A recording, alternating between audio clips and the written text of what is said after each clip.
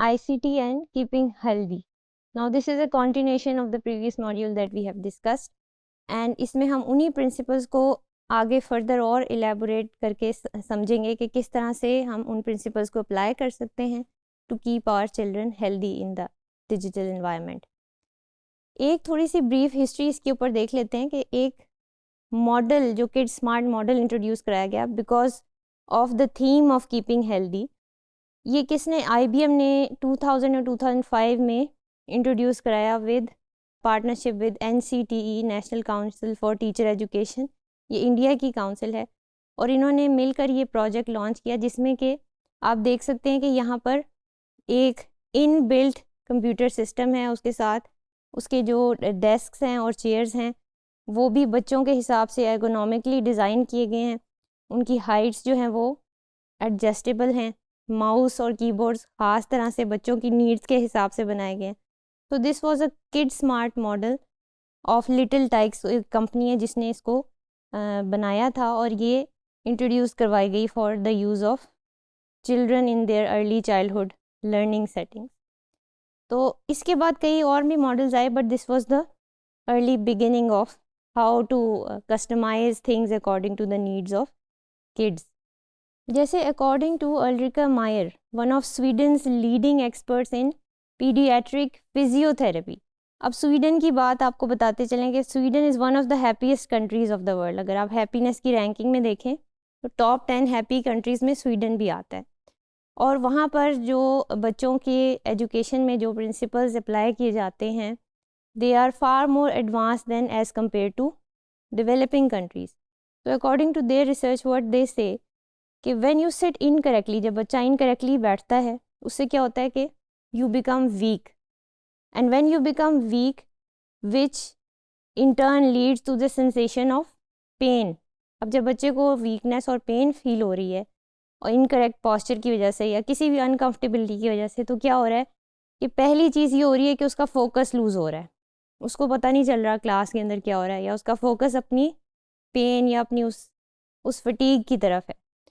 फिर उसके बाद क्या होता है, the poor seating is affecting the capacity for learning as well, कि कितना बच्चा सीख सकता है क्योंकि उसकी कंसंट्रेशन डिवाइडेड होती है, वो सीखता भी उसी तरह से कम है. Now if you're half sitting, अगर वो आधा बैठा हुआ है आधा लेटा हुआ है या सेटल नहीं हो पा रहा, तो एक अनसेटलिंग की फीलिंग होती है उसे क्लासरूम के अंदर, which is not good for the learning. या जो भी एक्टिविटीज़ उसको करवाई जा रही हैं वो उसमें फुली इन्वॉल्व नहीं हो सकता because of that unsettled feeling. अब इसमें कुछ हेल्थ एंड सेफ्टी कंसिडरेशंस हैं जो हमें मद्देनज़र रखने हैं. फॉर एग्जांपल कि हमें ये देखना है कि इनफ लाइट अवेलेबल है, और पॉसिबल है तो नेचुरल सोर्सेज ऑफ लाइट के ऊपर रिलाई करना ज़्यादा अच्छा है for the overall environment of the classroom. Noise का ख्याल रखना है कि कुछ ऐसे एक्टिविटीज़ अगर हम करवा रहे हैं जो कि स्क्रीन के ऊपर इंडिविजुअल एक्टिविटीज़ हैं, तो नॉइज़ कैंसलिंग हेडफोन्स जो हैं वो बच्चे यूज़ कर सकते हैं. This is also important. Ventilation और हीट का ख्याल रखना है कि क्लासरूम्स जो हैं वो प्रॉपरली वेंटिलेटेड हों, उसमें कंडीशनिंग अरेंजमेंट्स हों सो दैट कि जो भी इक्विपमेंट या डिजिटल डिवाइसेस हैं वो ओवर हीट होने की वजह से क्लास के टेम्परेचर को इफ़ेक्ट तो नहीं करें. Then prevent electrical accidents. हमें ये देखना है कि लीड्स, कोई वायर्स कोई इस तरह से पड़ी तो नहीं हुई जो कि जिससे हीट जनरेट हो रही है या जिससे शॉर्ट सर्किट की पॉसिबिलिटीज़ हैं. हमें ये सब चीज़ें मद्देनज़र रखनी है. फिर एक फिनोमिनन होता है सनलाइट विंडो फायर, जो कि हॉट एरियाज़ में जहाँ पर हॉट क्लाइमेट होता है वहाँ पर हमें इस बात का ख्याल रखना होता है कि बाज़ औक़ात विंडोज़ के थ्रू या ग्लास के थ्रू सनलाइट किसी ऐसी जगह पर रीच आउट हो रही होती है जो कि मैग्नीफाइंग ग्लास का इफ़ेक्ट दे रही होती है, and that can cause fires. तो we have to keep that in mind. अगर आप सारा जो चाइल्ड केयर फैसिलिटी है उसको आप क्लोज कर रहे हैं तो make sure that you are turning off all the blinds and windows so that this can be avoided. इसी तरह बच्चों के लिए भी कुछ बेसिक कंप्यूटर रूल्स हैं कि कंप्यूटर यूज़ करते हुए किन बातों का ख्याल रखना है. जैसे कि फूड एंड ड्रिंक्स नहीं होने चाहिए, उसके पास कोई मैग्नेट्स नहीं होने चाहिए, कोई ऐसी चीज़ लाइक सैंड और क्ले या इस तरह की चीज़ें कंप्यूटर या डिजिटल डिवाइसेस के पास नहीं होनी चाहिए. एंड फर्स्ट और फॉरमोस्ट आप उनको ये बताएं कि बिफोर यूजिंग एनी डिवाइस और कमिंग टू द क्लासरूम, अगर आप कोई भी चीज़ करने लगे हैं, they should wash their hands properly, और after the use of those devices the staff should make sure कि वो डिवाइसेस प्रॉपरली क्लीन की जाती हैं एक रेगुलर बेसिस पे या नहीं. So this is also a part of keeping healthy. अब क्लासरूम के अंदर हमें ये देखना है कि टीचर किस तरह से ऐसी एक्टिविटीज़ इंट्रोड्यूस करवा सकता है जिससे कि बच्चों की हेल्थ प्रमोशन या हेल्थ डेवलपमेंट या उसकी कॉन्शियसनेस जो है वो बढ़ती है. First of all the teacher can introduce standing activities, यानी रादर देन के बच्चे सारा दिन बैठे हुए हैं और बैठे हुए ही सारी एक्टिविटीज़ कर रहे हैं, कलरिंग कर रहे हैं, क्राफ्ट्स बना रहे हैं. You should design some activities which needs the kids to stand up and involve in some kind of doing things. So this is very important. फिर छोटे बच्चों के लिए जो बहुत ही अभी अर्ली, जिसे प्री स्कूलर्स होते हैं, प्ले ग्रुप में होते हैं, उनके लिए एक नैप टाइम रखा जा सकता है या शॉर्ट नैप कॉर्नर्स बनाए जा सकते हैं जहाँ पर वो अगर टायर्ड फील कर रहे हैं तो वो टीचर की या स्टाफ की सुपरविजन के अंदर नैप टाइम कर सकें. फिर इसके अलावा फ़िज़िकल एक्टिविटी ऐसी प्रमोट होनी चाहिए तमाम किस्म के लर्निंग टास्क में अर्ली एज में, ये बहुत ज़रूरी है.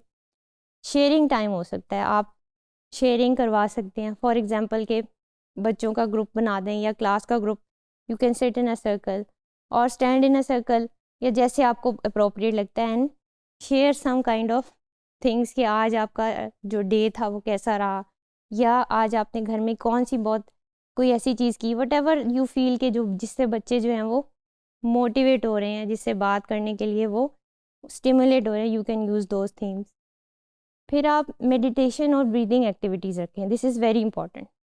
ये इसलिए कि डिजिटल डिवाइसेस के दौर में जो एक सबसे ज़्यादा चीज़ हो रही है वो ये कि बच्चों का फोकस बहुत ज़्यादा लूज़ होता है. वो एक जगह पर आराम से बैठ के फोकस करके एक टास्क को काफ़ी देर तक करने के काबिल बहुत देर बाद होते हैं.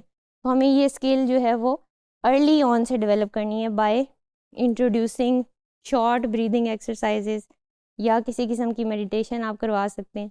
तो दिस कैन हेल्प. फिर इसके अलावा आप एक ब्रीफ क्वाइट ब्रेक दे सकते हैं.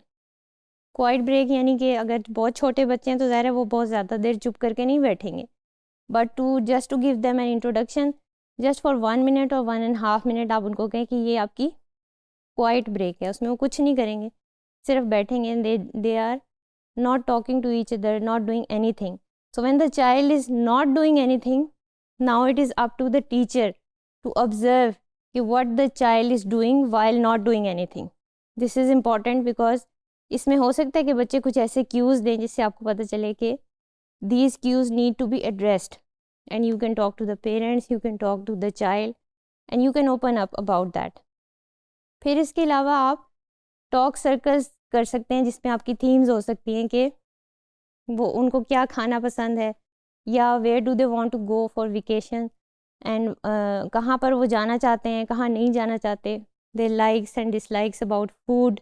All of these themes are important for early childhood. आप इस लिस्ट में और भी themes ऐड कर सकते हैं. This is just to give you an idea. अब पेरेंट्स और टीचर्स के लिए क्या ऐसी चीज़ें हैं जो कि वो अडॉप्ट कर सकते हैं, कुछ स्टेप्स ऐसे ले सकते हैं जिससे कि उनको हेल्दी कॉन्शियसनेस की तरफ लेके आया जाए. First of all communicate beforehand. हमें पता है कि वन डे और another we have to give the digital device to the children, so why not talk about it before handing it over. just recklessly हम कहें कि ये आपकी टैबलेट है या ये आपका जो भी स्मार्टफोन है या जो भी आपने उनको देना है, you should talk to them about the use of that device beforehand. तो this will help. आप कुछ ग्राउंड रूल्स सेट कर सकते हैं. Talk to them about cyber bullying. Cyber bullying क्या चीज़ होती है, ये थोड़े से लेटर एजेस के लिए लाइक 6 to 7 ईयर्स के बच्चों के लिए इम्पॉर्टेंट है कि वो ये जाने कि ये क्या होती है, इसके बारे में एजुकेट करें, किस तरह से उसको कोप करना है. ये आप देखें कि किस तरह से कौन से मेजर्स लिए जा सकते हैं जिससे बच्चा इमोशनली उससे इफ़ेक्ट ना हो, या उसको पता हो, अवेयरनेस होगी तो वो उससे कम इफ़ेक्ट होगा. Then exhibit the model. Like if you want your children to use devices in a responsible way, you should display that behavior in your home as well. तो इसलिए कि बच्चे आपको फॉलो कर रहे होते हैं, आपको इमिटेट कर रहे होते हैं, and they are justifying their behaviour by observing you. इसमें डिजिटल एथिक्स और सिटीजनशिप के बारे में आप बच्चों को बता सकते हैं कि किस तरह से कौन से एथिक्स आपने फॉलो करने when you are in the digital world. For example keeping your private information private. किस तरह से आपने रूड नहीं होना, मीन नहीं होना. नाउ रूड और मीन होना अब बहुत ज़्यादा ईजी हो गया because of the anonymity of the digital era. आप बच्चे भी जो हैं वो बाज़ का साइबर बुलिंग का शिकार हो रहे होते हैं या वो किसी और को बुली कर रहे होते हैं. So you should keep in mind and keep track of that as well. फिर आपने बताना है कि we should not interact with strangers on the internet. We should dodge the all the drama that is going on. अगर कोई ऐसा debate शुरू हो गया है, कोई ऐसी कॉन्फ्लिक्टिंग चीज़ शुरू हो गई है डिजिटल आपके उसके अंदर यूट्यूब के ऊपर या anywhere which the child is using Roblox के ऊपर जो कि बच्चे बहुत ज़्यादा यूज़ करते हैं. तो how to avoid that all of those conflicting things. फिर उसके बाद आप सोशल मीडिया के कॉन्सेप्ट से बच्चों को इंट्रोड्यूस करवाएं.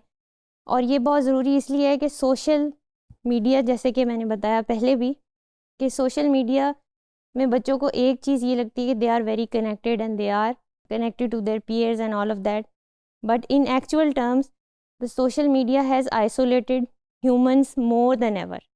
और ये चीज़ हम adults understand कर सकते हैं पर बच्चे नहीं कर सकते. So you need to educate that to your children. You need to tell them कि followers और friends क्या मायने रखते हैं in a digital world. Real world में इनके क्या मीनिंग्स हैं और how they are different from the digital context. और ये दो डिफरेंट बातें हैं. तो टेल देम कि आपकी जो फ्रेंड लिस्ट है वो सारे आपके फ्रेंड्स नहीं हैं. They are not your friends because the child is thinking in simplistic terms. He or she can not calculate कि ये कहाँ तक इसके जो हैं वो इफ़ेक्ट्स जा सकते हैं. एक और चीज़ जो आप बच्चों के लिए कर सकते हैं कि आप उन्हें ये एजुकेट करें कि किस तरह से टेक्नोलॉजी को प्रोडक्टिविटी के लिए यूज़ किया जा सकता है rather than using it only for entertainment, जो कि मोस्ट ऑफ द टाइम बच्चे घरों में यही कर रहे होते हैं. और स्कूल्स में भी अगर designed activities properly chalked out हैं, प्रॉपरली उनके कोई ऑब्जेक्टिव्स बने हुए हैं, that will be very good for their learning and their awareness कि किस तरह से टेक्नोलॉजी को प्रोडक्टिव होने के लिए यूज़ किया जा सकता है, न्यू स्किल्स लर्न करने के लिए यूज़ किया जा सकता है, लैंग्वेजेस लर्न करने के लिए यूज़ किया जा सकता है. So teach them about productivity and technology. And the last rule भी है और ये फर्स्ट रूल भी है. फर्स्ट एंड लास्ट इसलिए कहूँगी कि everything revolves around this rule and this is the main thing that you should keep track of, that is the screen time of the child. और किस तरह से आपने उसको मैनेज करना है, किस तरह से कौन से ऐसे स्टेप्स लेने हैं जो कि बहुत ज़्यादा इस तरह से ना बच्चे को लगे कि this is too much controlling या this is too much to handle for the child. आप कुछ ऐसे म्यूचुअल एग्रीमेंट्स कर सकते हैं बच्चे के साथ so that they are able to negotiate के किस टाइम और कितनी देर के लिए उनको स्क्रीन्स जो हैं वो अवेलेबल होंगी. तो this is keeping healthy while using digital devices for early childhood.